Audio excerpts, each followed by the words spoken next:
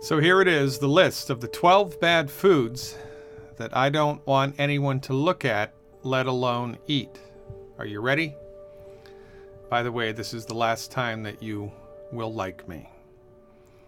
Wheat, barley, rye, oats. That's right, whole grains. Wheat, barley, rye, and oats. Bad dog, no biscuit. Oil in a bottle, fried food. Meat cooked well done. Meat that has nitrates added as preservatives. The skins of baked potatoes, yams, sweet potatoes. A carbonated beverage with a meal. Carbonated beverages with a meal, I don't care if it's Perrier, sparkling water, beer, club soda, or champagne. If it has bubbles in it, do not drink it with a meal. Soy and corn. That's right, soy and corn. These foods are bad.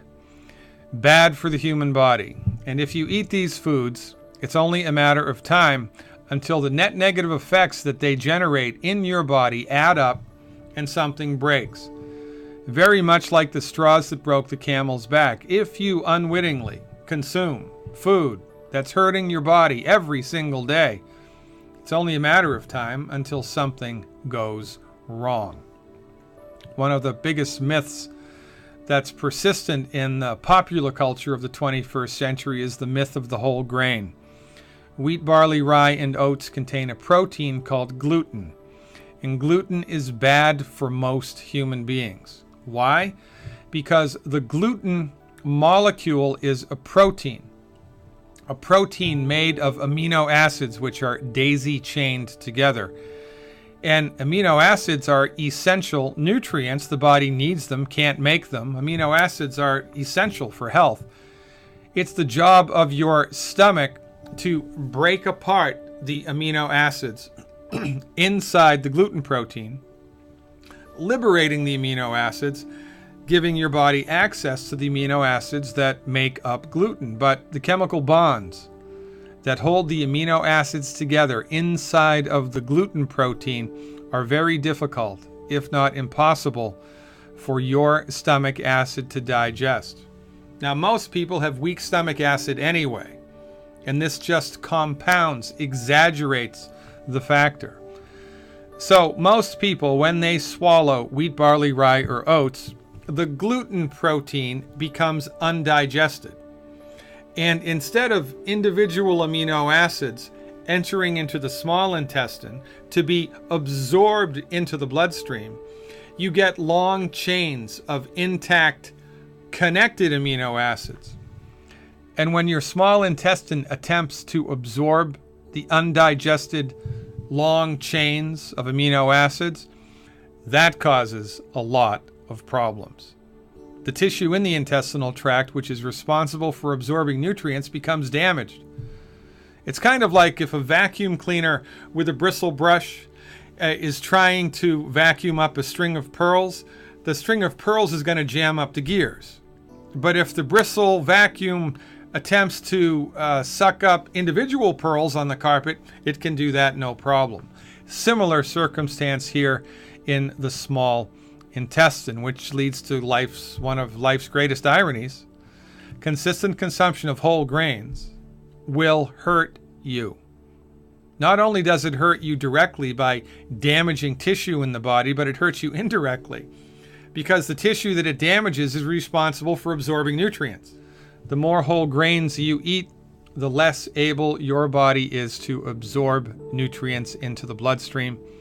And because all chronic diseases are directly related to nutrient deficiencies, the more whole grains you eat, the more likely you are to suffer with a chronic disease. Wheat, barley, rye, and oats. Stop eating them now. Next on the list, oil and fried food. Oil oxidizes. If you look at an olive oil bottle, a canola oil bottle, a flaxseed bottle, any type of oil in a bottle, between the top of the oil and the top of the bottle, there's an air gap. Air contains oxygen. And as the oil sits in the bottle, it is becoming oxidized. The longer it's in the bottle, the more oxidized it becomes. And when you pour that oil onto a cooking surface, a fry pan or a wok, for instance, you heat the oil, it oxidizes within minutes. When you introduce an oxidized substance into the human body, you create inflammation. Inflammation, low levels of low-grade, constant inflammation, which, again, like the straws that broke the camel's back, add insult to injury. And it's only a matter of time until your system can't handle that anymore and something breaks. When you fry food, this process becomes accelerated remarkably. Oil heated in a fryolator creates a molecule in the food which is fried called acrylamide. So when you deep fry a piece of chicken, deep fry a potato, deep fry anything that has a protein in it, acrylamide is formed. What's wrong with acrylamide? Well, I thought you might never ask. It's carcinogenic. Now, when you look at a map of the United States, county by county of life expectancies, the people in the United States that have the shortest life expectancies live in the South, the old Confederate South. They have the same doctors, the same education, the same water, the same hospitals, the same everything that everybody else in the United States has. So why do they have the shortest life expectancies? I'll tell you why. Because in the United States, in the South, below the Mason-Dixon line, fried food is a religion. Fried food for breakfast, fried food for lunch, fried food for dinner. It's just part of the cultural ethos. The more fried food you eat, the shorter your life will be, because you're introducing cancer-causing substances, inflammatory-causing substances into your body all of the time. And that's not a good idea.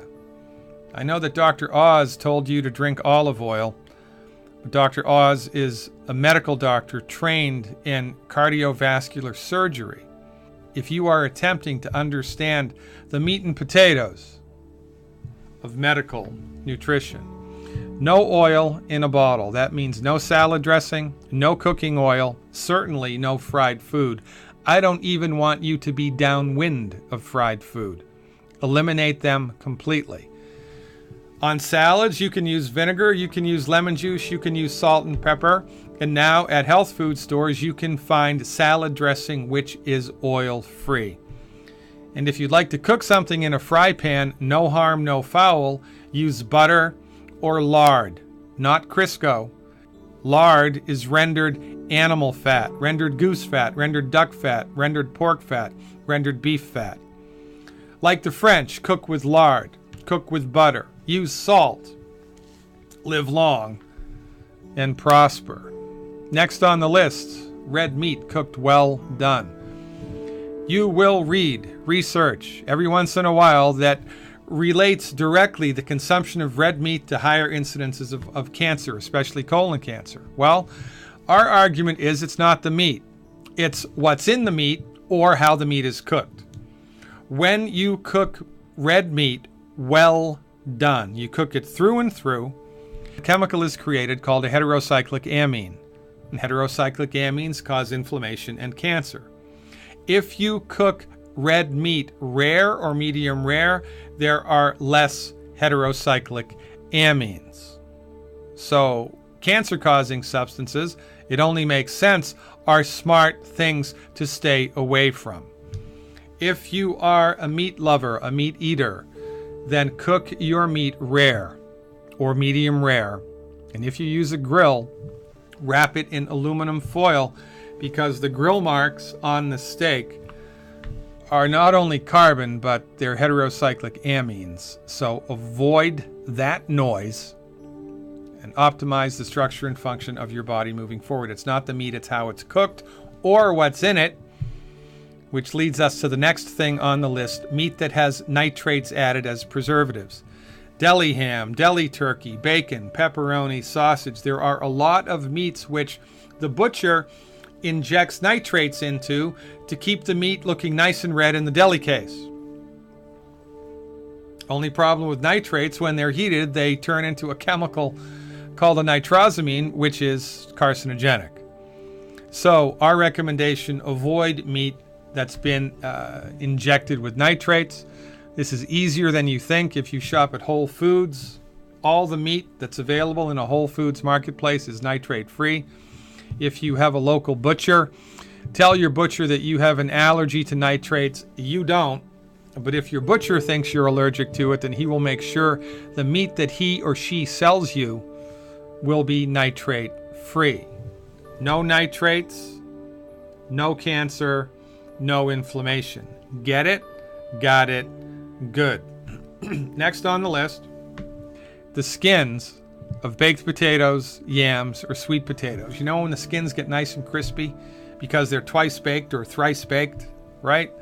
Well, the skin of the potato, when it gets crunchy and crispy like that, is loaded by virtue of the heating process with heterocyclic amines. Heterocyclic amines, now you know, cause cancer and inflammation. So if you want to eat a potato, a yam, or a sweet potato that has a crispy crust, crispy skin, don't eat the skin. You can eat the potato part, but not the skin. If you'd like to eat the skin, then you can boil the potato, yam, or sweet potato, or put them in a crock pot.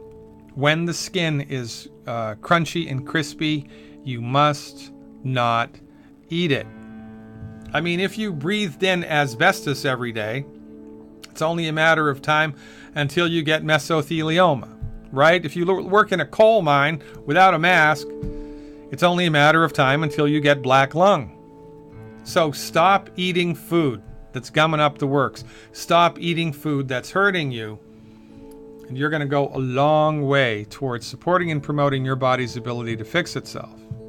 Carbonated beverage with a meal. Why is that, Dr. Glidden? Well, the bubbles in your carbonated beverage. By the way, I don't care if it's beer, champagne, soda water, Perrier, sparkling water, ginger ale, soda pop, anything at all that has bubbles in it. The bubbles are carbon dioxide. Carbon dioxide has an interesting property. It reduces acidity. It neutralizes acids. Carbon dioxide neutralizes acids. So when you drink something with bubbles in it during a meal, you're neutralizing the stomach acid in your stomach. And this is not a good idea.